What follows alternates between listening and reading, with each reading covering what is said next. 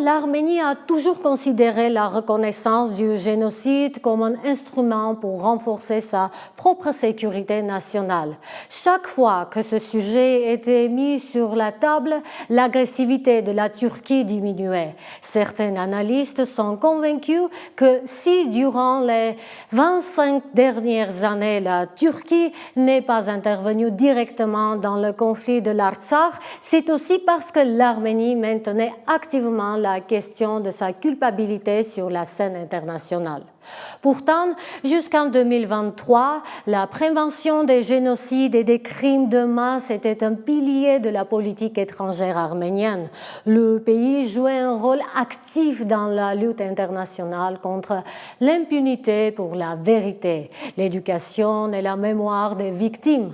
L'Arménie avait initié et organisé les forums mondiaux contre le crime de génocide en 2015, 2016, 2018 et 2022. Elle collaborait étroitement avec le réseau international GAMMAC, l'Action mondiale contre les atrocités de masse et d'autres plateformes. À l'initiative d'Erevan, plusieurs discussions de haut niveau sur la prévention des génocides se sont tenues à l'ONU avec la participation de spécialistes de renommée mondiale. Cet engagement était incarné au plus haut niveau. Même le tout premier ministre des Affaires étrangères du gouvernement Pachinian, Zorab Mnatsakanyan, en 2019, ce diplomate de carrière, s'était rendu au Rwanda, où il avait déposé une gerbe devant le mémorial du génocide contre les Tutsis. Maintenant, vous voyez sur vos écrans sa visite.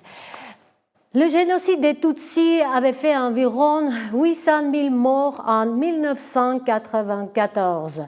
Là-bas, il avait non seulement condamné le génocide contre les Tutsis, mais il avait aussi rappelé l'importance de la reconnaissance et de la condamnation universelle du génocide des Arméniens.